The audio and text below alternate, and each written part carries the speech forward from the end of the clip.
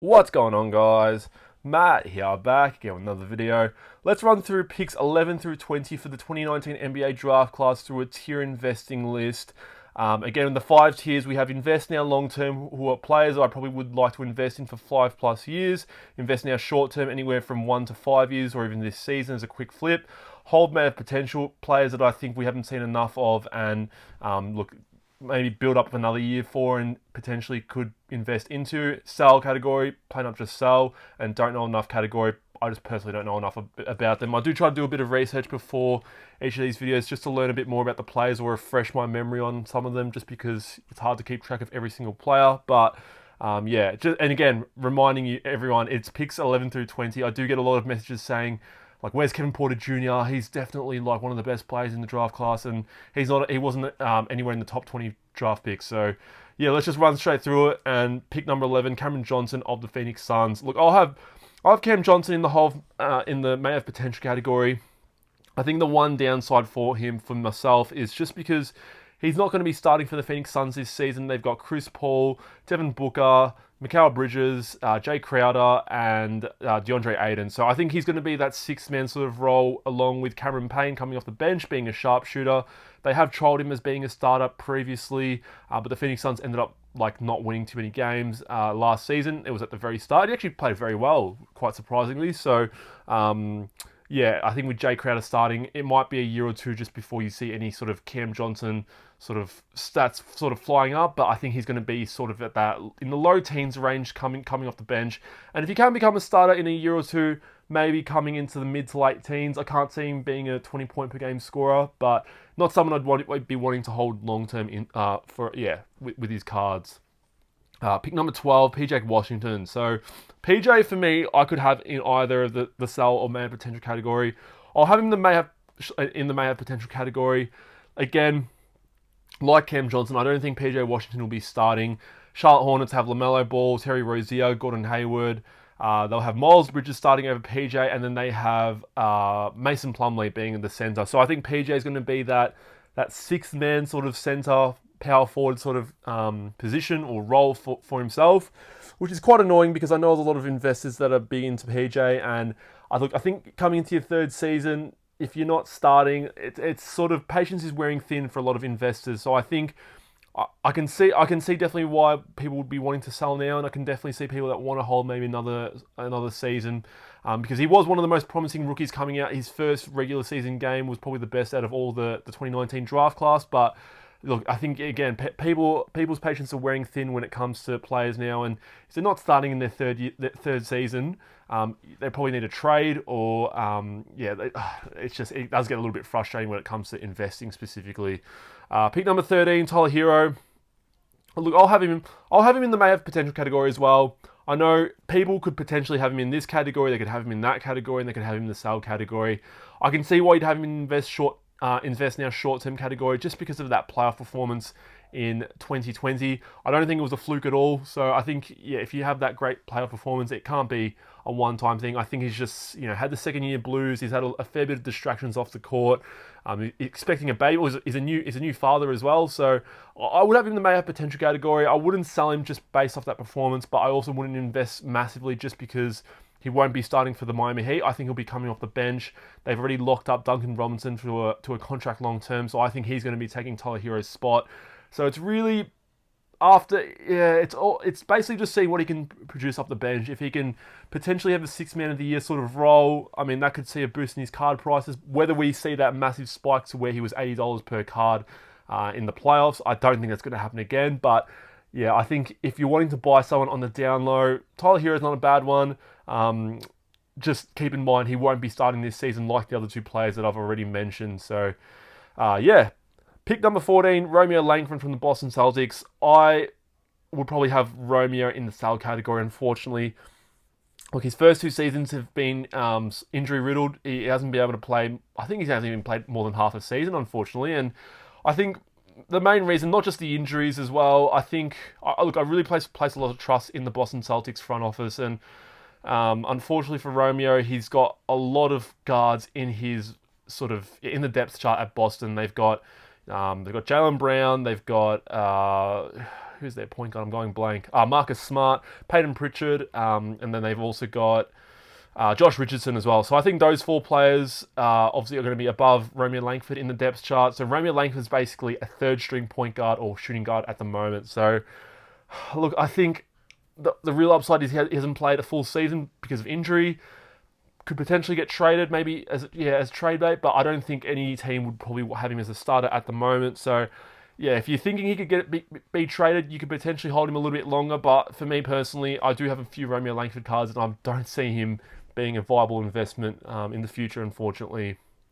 Pick number 15, Sekou Doumbouya. This one's an interesting one because in year 1, people would have had him in the first category, and it's sort of dropped to the point where it's hard. I'll play it safe again because I'll just play it safe. I'll have him in the may have potential category. There's a lot of things that are massive for Sekou. He was the youngest player in this draft class.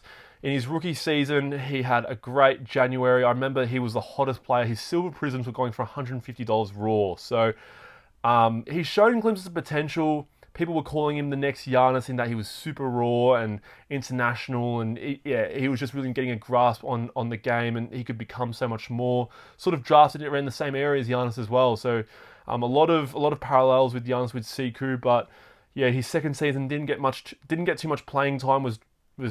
Came down the pecking order a fair bit in terms of his role at Detroit. Unfortunately, traded to Brooklyn now, and I think this is the massive thing. He could honestly be in the sell category just because I could see him not making the Brooklyn team at all after training camp. Sorry. So if he does make the final team, I can see him being a G League stash. But that's the thing. Like, Brooklyn's team is really deep at the moment. I can't really see a role for Sekou. So I'm more so having him in the hold man potential category just because of what he's shown previously. But he could easily be in the sell category just because he would be a G League stash or could be in the free agency essentially this season. So quite scary times for Sekou investors. I know there's some big ones out there, but yeah, unfortunately, I'd have him as pick fifth. I'd have him as in the third category for now, bordering fourth category. Chuma Okeke, pick number 16 to the Orlando Magic. I'll have him in the hold man potential category. I'll give him a little bit of a longer leash compared to the other players. This is going to be his second season. So his first season, he was out for the whole season with an injury. Played last season.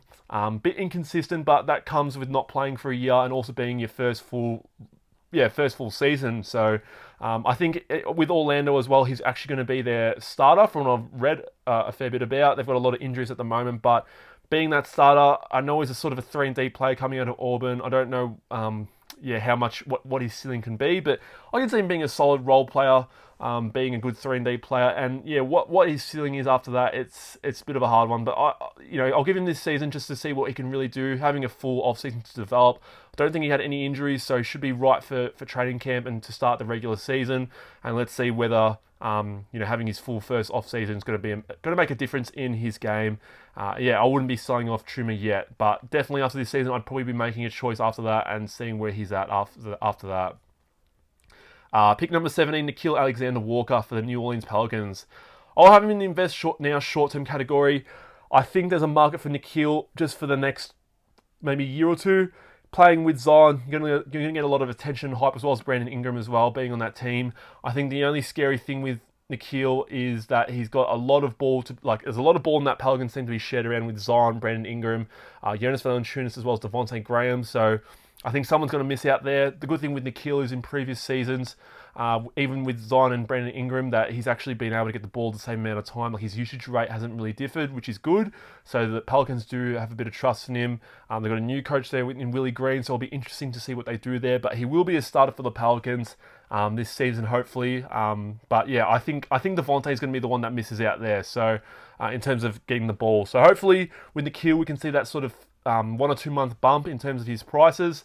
After that, it's going to be a bit of a question, but as a starter, he's always had great stats shooting wise as well as efficiency. So very interesting with Nickeil Alexander-Walker and what we can see there potentially for him. Pick number 18, Goga Bitadze. Don't know if I'm saying his last name right, so I'll just go with Goga. But Goga's a bit of a hard one. I'll have him. Oh, it's a hard one. I'll have him in the sell category. I think that Pacers team is a bit of a hard one right now. He's got Miles Turner and Domantas Sabonis starting over him. I know on the playing time that he's had, he's actually shown some glimpses. So I'm more confident on Romeo Langford as a sell than Goga. I probably don't know enough as well about Goga as well, so I could put him in this category. But I'd have him in the sell category just based off the assumption that, in these 10 picks, especially being picks 11 through 20 and not being the top 10, you're going to have some players that are sells at the moment, unfortunately.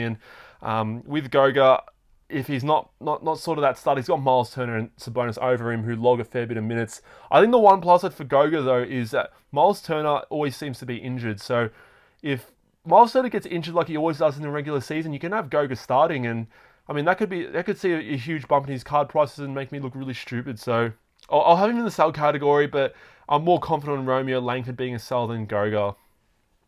Pick number 19, Luka Samanic to the San Antonio Spurs. Luka's a bit of a hard one as well. I'll have him in the may have potential category just because the Spurs depth chart is very open at the moment, just because of all the players that have left the team. You had DeMar DeRozan, you've had Rudy Gay, LaMarcus Aldridge, Patty Mills. There's a lot of minutes that need to be handed out for players, and I think Luka Samanic can benefit from it. Probably won't be starting. I could see him coming off the bench with Lonnie Walker. They got Trey Jones, Devin Vassell. So I think the first month or two, Pop's going to be playing with a lot of the lineups, and I know a lot of the Spurs fans have been saying that they want to see what Luka Samanic can do. So I really am excited to see what Luka Samanic can do in the first sort of couple of months. But really, after the first couple of months, if he doesn't get playing time, he's almost borderline a sell, just because you've got such a young team. If Pop's not willing to trust him enough, then it's almost like what else can he really do there? So Luka Samanic is a very interesting one. I do have a few Luka Samanics just banking on the fact that potentially he could be playing a bit of a good role off the bench. But after that, yeah, a bit of a hard one really for me. But yeah, that's just the way it is with Luka. Pick number 20, the last player from this list, Matisse Thybulle. So Matisse, he's a very interesting one. So a lot of the Aussies would have him here. Some of the Aussies would have him here.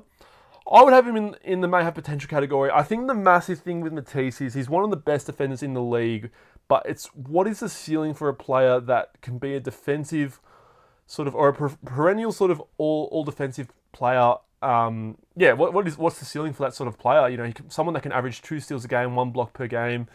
But when your offense is pretty average and you're averaging only 4 to 5 points a game, that's the very interesting play. But for the Australian team, he played quite well. I'm hoping that sort of extended training camp with the Aussie team, you've got great shooters there like Chris Goulding, Joe Ingles, Patty Mills. Hopefully that developed his shooting game a little bit more, and hopefully as well with Ben Simmons potentially leaving the 76ers, that opens up some more touches and minutes as well for Matisse. But yeah, Matisse is a very interesting one.